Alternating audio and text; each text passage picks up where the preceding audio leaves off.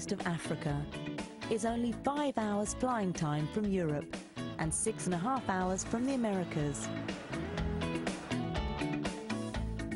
It is a country rich in tradition, with a hard-working nature, fun-loving spirit, and breathtaking natural beauty.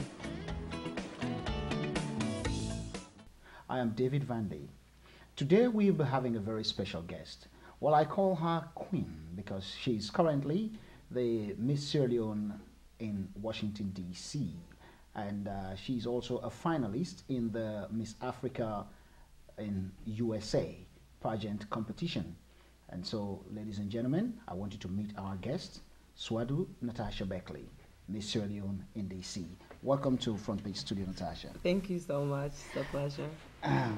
Now, tell me, how did you get into a beauty pageant? Wow.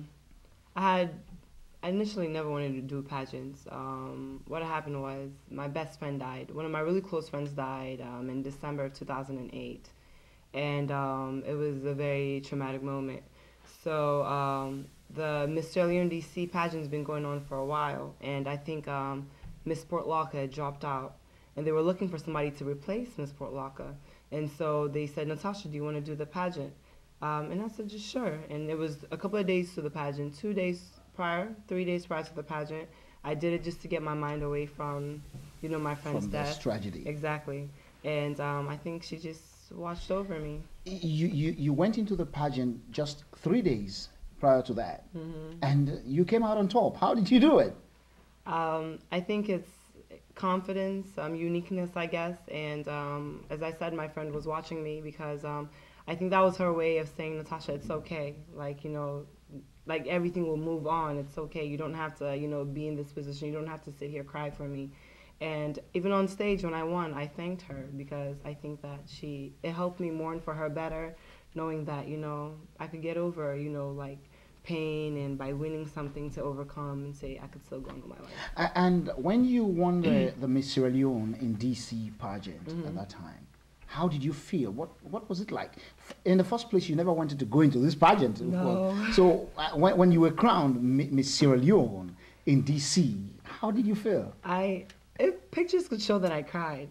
And I don't even remember crying, but I think I was just overwhelmed and I cried. But who would have ever thought Natasha, like, you know, in a beauty pageant? But and okay, when you started, when you won the Miss Sierra Leone in DC, you did not stop there. You went back to your university. You're a student of the University of Virginia. Yes. Okay, you went back to the university and you entered for the pageant in the university, and you came out on top as you were crowned the first black. The first black.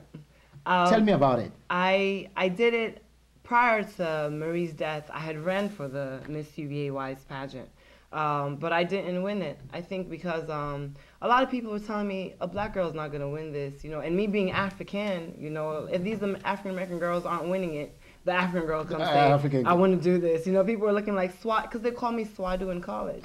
They were like, Swadu, don't do this. Don't waste your time. Even, you know, the white professors in the school were like, Swadu, you're in it. You know, they were shocked. So when I did it the first time, I did it as a black girl. I went there, you know, very black. Like, you know, I'm black, I'm this, I'm this, I'm this. Forgetting that I went to a white institution. So I watched how the girls did it the first time. And after I won Miss Sierra Leone, that gave me the confidence. So when I went to do it the second time, it wasn't the Swadu that they had before, the I'm black, I'm African. I was woman. I said I was woman, you know, black, Asian, it didn't matter, I was woman. And I wowed them. I won the viewer's choice. I won the pageant. And you know, knowing a little bit of your background, looking at what Daddy and Mommy said about this, tell me a little bit about that because I really want to hear that. Well, you know, so you must know a lot. My dad is very big on education. My dad, he wouldn't mind me doing pageants if he knows that he doesn't want anything sidetracking me from the goal, you know, getting a degree and going further.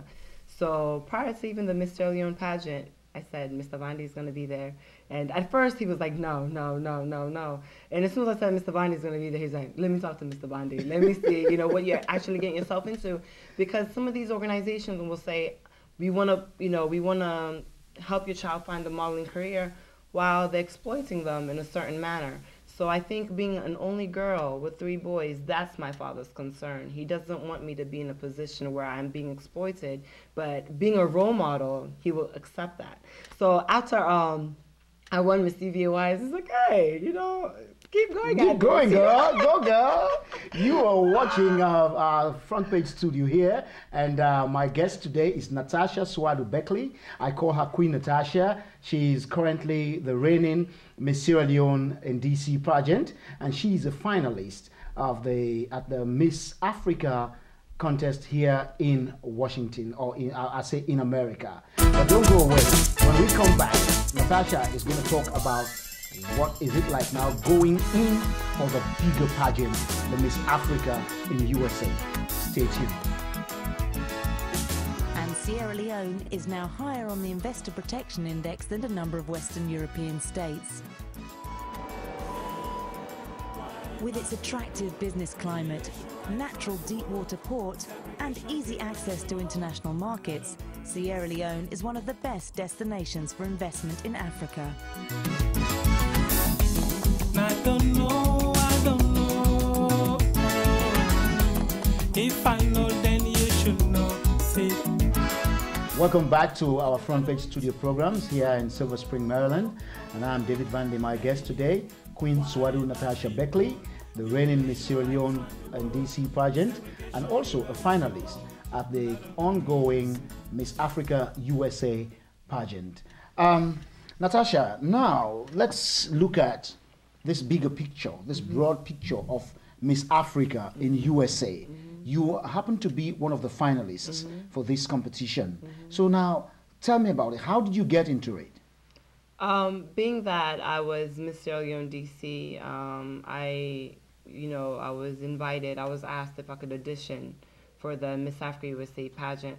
It was, I think they had over 100 and something girls, just audition, and then they chose a selected fewer girls.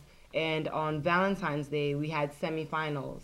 We went to Atlanta, and we competed for semifinals. And March 3rd, they sent out, March 1st to the 3rd, they sent out notifications. Congratulations, you've been chosen as a finalist for the Miss Africa USA pageant. I didn't get mine till 10 p.m., March 3rd. March 3rd. So, You were I was sitting sick. in front of that computer looking for this message to come? That's when I knew, even though my parents were hesitant about me being in pageants, my parents care about my interests. They care about what I want to do. They care about my passion. I was sick and my mom was sick.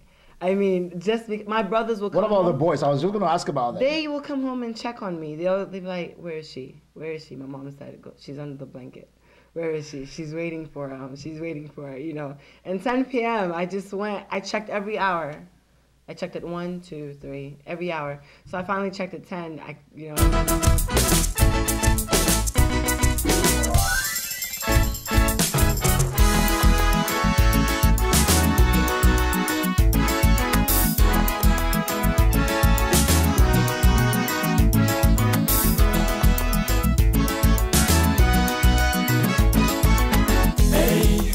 Why my people?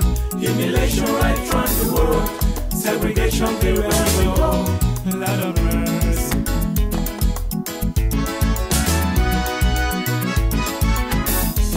I don't know. If I know, then you should know. See,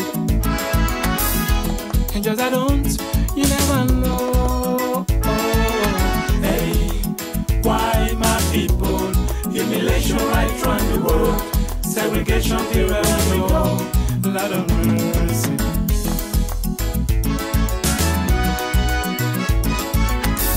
Me I feel so bad.